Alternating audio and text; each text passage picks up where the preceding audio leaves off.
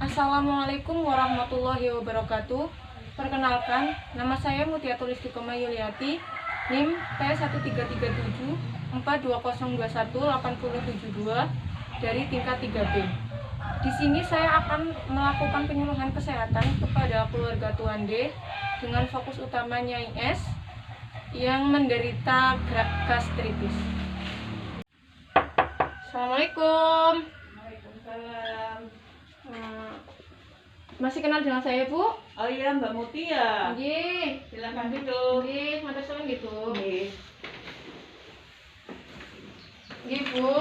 Sesuai dengan kontrak sebelumnya ya, Bu. Di sini saya akan melakukan tindakan penyuluhan kesehatan kepada keluarga Ibu. Oh iya, Bu, sebelumnya apakah ada keluarga yang di rumah? Kalau Bapak lagi kerja, kalau anak sih ada di rumah. Bisa minta tolong dipanggilkan, Bu? Sini sebentar. Iya, Bu. Maaf nih, Mbak, jadi mengganggu waktunya Mbak. Ya, Bu, kemarin kan kita sudah berbincang-bincang ya, Bu. Saya di sini mau melakukan penyuluhan kesehatan tentang penyakit Ibu, yaitu penyakit MA atau gastritis. Tujuannya itu supaya keluarga Ibu jadi tahu apa itu yang sedang dialami Ibu. Waktunya nanti sekitar 30 menit. Saya akan melakukan penyuluhan kesehatan dan prosedurnya nanti saya akan menjelaskan apa itu gastritis dan bagaimana cara penanganannya. Dan di akhir sesi nanti ada pertanyaan. Ibu bisa mengajukan pertanyaan kepada saya. Apa saja yang mau ditanyakan silakan ditanyakan. Ya sudah, Bu, saya akan mulai ya, Bu.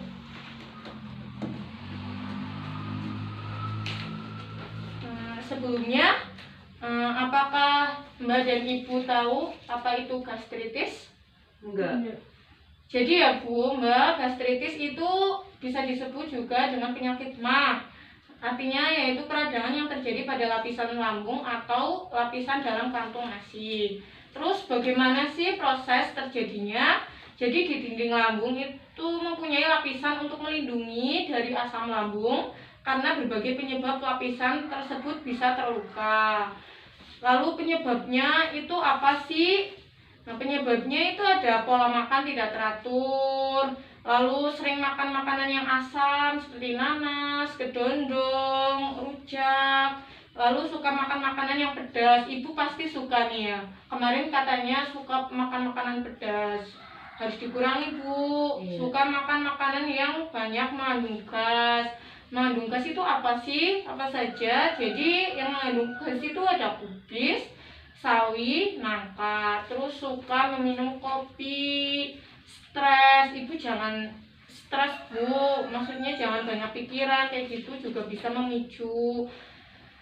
Suka minuman beralkohol, kebiasaan merokok, lalu ada akibat kuman Helicobacter pylori. Tanda dan gejalanya apa saja sih?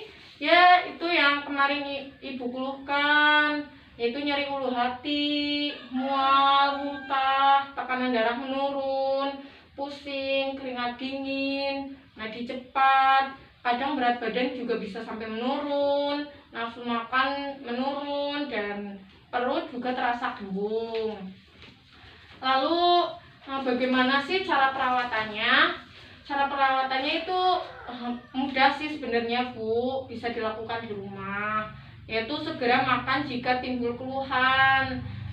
Lalu minum air hangat manis sebelum makan jika terasa mual. Makan makanan yang agak lunak, bubur itu boleh. Makan dengan porsi sedikit namun sering. Jadi jangan porsinya itu banyak langsung banyak, itu nggak boleh. Harusnya sedikit-sedikit namun sering. Terus berikan kompres air hangat di daerah ulu hati. Bisa menggunakan botol tapi harus dilapisi dengan handuk di daerah ulu hati. Terus minum susu itu juga bisa untuk menetralkan. Lalu melakukan teknik relaksasi nafas dalam. Teknik ini itu biasa dilakukan jika ibu itu merasa nyeri kayak gitu. Teknik ini itu paling gampang, Bu. Jadi caranya itu bisa kita tarik nafas, lalu ditahan 3-5 detik, dihembuskan lewat mulut seperti bersiul. Coba Ibu praktikkan. Nah, ya seperti itu. Jika Ibu timbul rasa nyeri, bisa di relaksasi seperti itu, Ibu. Nggih. Lalu untuk cara pencegahan gastritis itu sangatlah mudah, bisa dilakukan di rumah kayak gitu loh Bu. Yaitu makan teratur setiap 2-4 jam. Jadi jangan sampai nunggu lapar biar lambungnya itu nggak kosong. Terus mengurangi makan makanan yang merangsang lambung seperti tadi tuh makanan pedas, bergas, asam. Menyediakan makanan ringan, biskuit itu boleh Bu. Lalu tidak merokok, tidak mengkonsumsi alkohol. Yang terakhir itu Ibu benar-benar harus jangan stres, jangan banyak pikiran.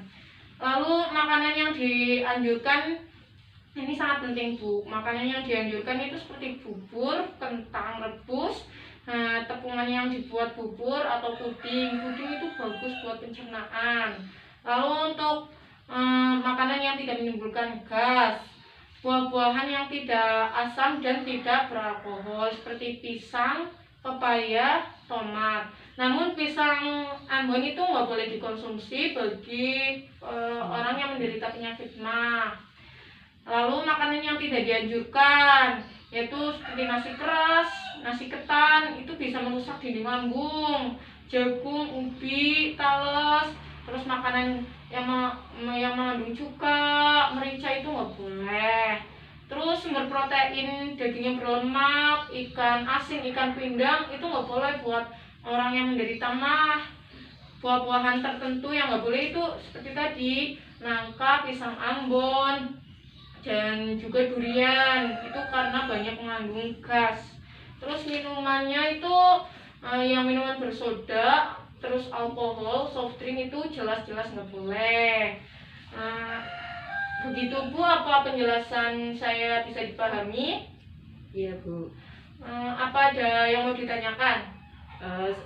Saya pengen tahu obat tradisionalnya Bu. Kalau obat tradisionalnya itu sangat gampang, bisa ditemukan di rumah. Itu bisa dengan menggunakan kunyit. Caranya pun gampang, bisa dengan diparut, lalu diambil sarinya. Sarinya itu lalu disaring, terus ditambahkan madu. Bisa dikonsumsi 2 kali sehari atau 1 kali sehari. Seperti itu Bu, apa Ibu paham? Insya Allah paham. Ada yang perlu ditanyakan lagi? Kayaknya enggak. Ya sudah Bu, Mbak. Terima kasih ya atas kerjasamanya. Terima kasih kemarin sudah mau diwawancarai. Dan kemungkinan besok saya akan kembali ke sini untuk mengecek bagaimana keadaan Ibu. Gimana Bu, sekarang masih ada nyeri-nyeri? Masih. Ya, masih tapi nggak terlalu nih Bu.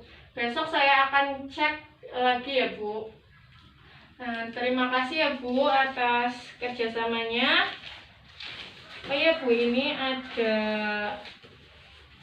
buat dibaca biar tahu, Makasih. tahu lagi ya. Kalau begitu saya permisi terlebih dahulu Ibu. Semoga Ibu bisa memahami dan lebih paham lagi apa itu gastritis, dan Mbak juga harus menjaga ibunya ya. Jangan sampai makan makanan yang pedas lagi biar cepat sembuh. Terima kasih Ibu waktunya. Assalamualaikum. Waalaikumsalam.